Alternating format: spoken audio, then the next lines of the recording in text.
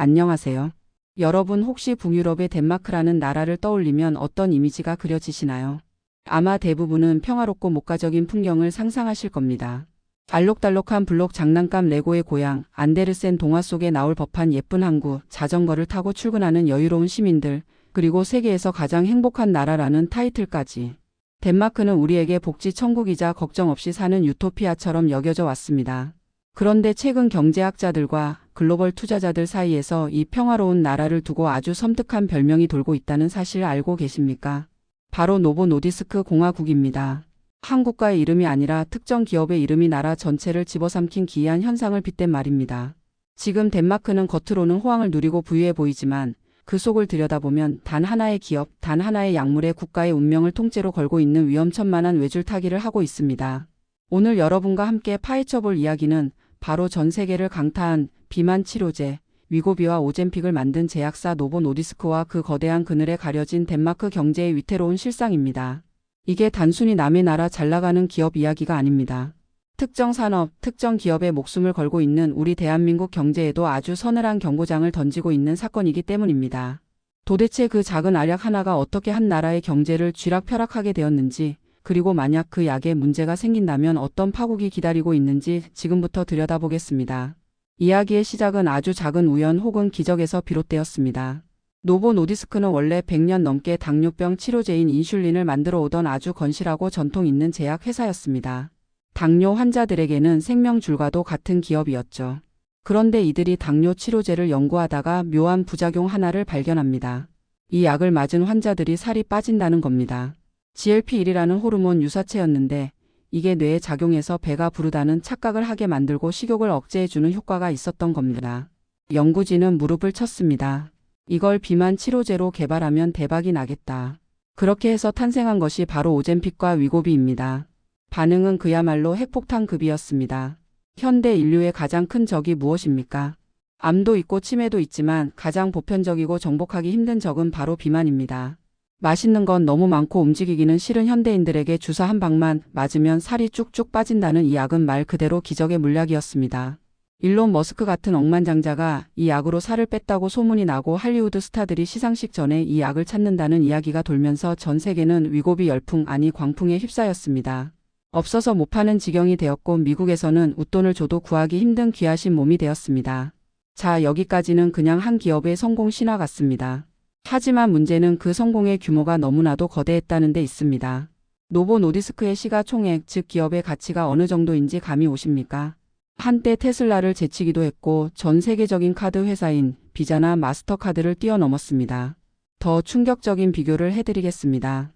노보 노디스크의 시가총액이 덴마크라는 나라 전체의 한 해 국내 총생산, 즉 GDP보다 더 큽니다. 상상이 되십니까? 기업 하나가 벌어들이는 돈과 가치가 그 나라 전체가 1년 동안 땀 흘려 만들어내는 부가가치보다 크다는 겁니다. 이건 마치 삼성전자가 커지고 커져서 대한민국 전체 경제 규모를 넘어선 것과 같은 상황입니다.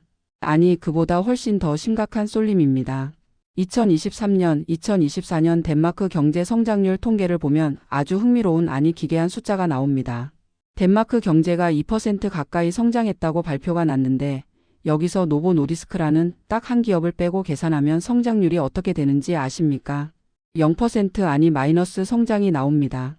다시 말해 지금 덴마크라는 나라는 다른 모든 산업, 해운업이든 농업이든 제조업이든 다 제자리 걸음이거나 뒷걸음질 치고 있는데 오로지 비만 치료제 하나가 멱살을 잡고 경제 그래프를 끌어올리고 있다는 뜻입니다. 이걸 착시 효과라고 부르기엔 너무나 위험한 현실입니다. 덴마크 정부는 웃고 있어도 웃는 게 아닐 겁니다. 이런 상황이 왜 위험한지 경제학적으로 조금 더 깊이 들어가 보겠습니다. 여러분 네덜란드 병이라는 용어를 들어보셨을 겁니다. 과거 네덜란드에서 천연가스가 발견되자 자원이 쏟아져 나오고 수출이 늘어서 떼돈을 벌었습니다. 그런데 그 결과 자국 화폐 가치가 너무 올라가 버려서 다른 제조업 수출품들의 가격 경쟁력이 떨어져 망해버린 현상을 말합니다. 지금 덴마크는 21세기판 네덜란드 병 아닌 노보 노디스크 병을 앓고 있습니다. 위고비가 전 세계, 특히 미국에서 미친 듯이 팔려나가니까 덴마크로 달러가 쏟아져 들어옵니다. 달러를 덴마크 돈인 크로네로 바꾸려는 수요가 폭발하겠죠. 그럼 크론의 가치가 올라가야 정상입니다. 그런데 덴마크는 유로화의 자국 화폐 가치를 고정시키는 페그제와 유사한 정책을 쓰고 있습니다. 환율이 급격하게 변하는 걸 막기 위해서죠. 그래서 덴마크 중앙은행은 억지로 금리를 낮춰야만 했습니다. 남들은 인플레이션 잡겠다고 금리를 올릴 때 덴마크는 밀려드는 외화 때문에 울며 겨자 먹기로 저금리를 유지해야 하는 겁니다. 이게 무슨 문제를 일으킬까요? 금리가 낮으면 집값이 오르고 물가가 오릅니다. 덴마크 서민들은 영문도 모른 채 치솟는 집값과 생활 물가에 고통받습니다. 기업 하나가 너무 잘 나가서 나라 전체의 통화 정책이 마비되어 버린 겁니다. 더 무서운 건 이 호황이 영원하지 않을 수 있다는 점입니다. 여기서 우리는 역사의 교훈, 바로 핀란드의 노키아 사태를 떠올려야 합니다. 2000년대 초반 핀란드는 노키아의 나라였습니다. 전 세계 휴대전화 시장을 지배했고 핀란드 법인세의 20% 이상을 노키아 혼자 냈습니다. 핀란드 사람들은 자부심에 취해 있었죠. 우리에게는 노키아가 있으니 핀란드는 영원히 부유할 것이다. 하지만 아이폰이 등장하고 스마트폰 시대가 열리자 노키아는 거짓말처럼 무너졌습니다. 그 후 핀란드는 10년 넘게 경제 침체와 마이너스 성장의 늪에서 허우적거려야 했습니다. 이른바 잃어버린 10년이었습니다. 지금 덴마크의 상황은 당시 핀란드보다 훨씬 더 위태롭습니다. 노키아는 그래도 휴대전화라는 기계를 팔았지만 노보 노디스크는 약을 팝니다. 제약산업은 리스크가 상상을 초월합니다. 만약에 위고비를 10년 정도 장기 복용했더니 치명적인 부작용이 발견된다면 어떻게 될까요? 어느 날 뉴스 속보가 뜹니다. 비만 치료제 장기 복용자 심각한 심장 질환 발생 확률 증가. 그 순간 노보 노디스크의 주가는 반 토막 아니 10분의 1로 곤두박질 칠 겁니다. 그러면 덴마크 주식시장 전체가 붕괴합니다. 여기서 끝이 아닙니다. 노보 노디스크가 내던 막대한 세금이 사라집니다. 덴마크가 자랑하는 그 훌륭한 복지 시스템, 대학까지 무료 교육, 병원비 공짜 실업급여. 이 모든 게 어디서 나온 돈일까요? 상당 부분이 노보 노디스크라는 거인이 벌어온 달러에서 나옵니다. 세수가 줄어들면 정부는 복지를 줄여야 하고 복지가 줄어들면 시민들의 삶은 순식간에 팍팍해집니다.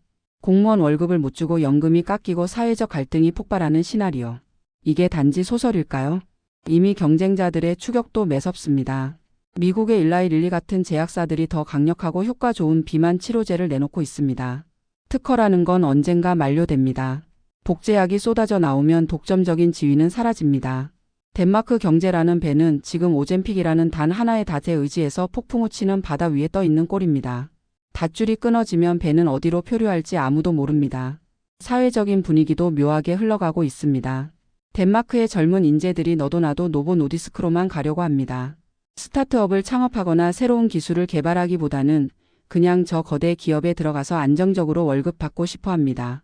혹은 정부가 주는 넉넉한 복지에 안주하려는 경향도 생깁니다. 이건 국가의 혁신 동력을 갉아먹는 일입니다. 자원이 풍부한 나라들이 오히려 가난해진다는 자원의 저주처럼 덴마크는 약물의 저주에 걸려들고 있는지도 모릅니다. 청년들이 도전하지 않는 나라, 안주하는 나라에는 미래가 없습니다. 게다가 윤리적인 딜레마도 있습니다. 아이러니하게도 덴마크는 세계에서 가장 날씬하고 건강한 나라 중 하나입니다. 자전거를 타고 유기농 음식을 먹습니다. 그런데 덴마크를 먹여 살리는 돈은 어디서 나옵니까? 바로 고칼로리 음식과 패스트푸드에 중독된 비만 국가, 주로 미국 사람들의 주머니에서 나옵니다. 남의 불행, 남의 건강 문제를 이용해서 내 배를 불리고 내 복지를 유지한다는 비판에서 자유로울 수 없습니다. 약을 팔아 복지 천국을 유지한다. 어딘가 씁쓸하고 모순적인 그림 아닙니까? 자, 이제 우리의 이야기를 해봅시다. 남의 나라 덴마크 걱정할 때가 아닙니다. 이 이야기를 듣는 내내 머릿속에 계속 맴도는 기업 하나가 있지 않으십니까? 맞습니다. 바로 삼성전자입니다. 대한민국 경제 구조 덴마크와 놀라울 정도로 닮아 있지 않습니까? 반도체 경기가 좋으면 한국 경제가 살고 반도체 가격이 떨어지면 한국 경제 전체가 휘청거립니다. 삼성전자 하나의 실적에 코스피가 춤을 춥니다. 우리는 이걸 반도체 착시라고 부르기도 합니다. 그나마 우리는 자동차도 있고 조선업도 있고 배터리도 있고 K-팝도 있다고 자위할 수도 있습니다. 하지만 냉정하게 들여다보면 우리 경제의 펀더멘털이 특정 대기업 집단, 그리고 반도체라는 단일 품목에 과도하게 의존하고 있다는 사실은 부인할 수 없습니다.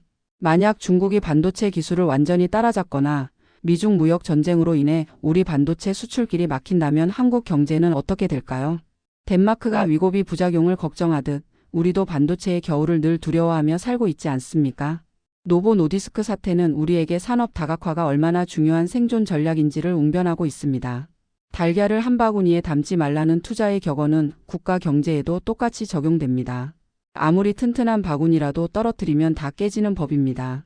지금 덴마크 정부는 뒤늦게 정신을 차리고 이 막대한 수익을 다른 산업, 예를 들어 생명공학 스타트업이나 녹색 에너지 분야에 재투자하려고 애쓰고 있습니다.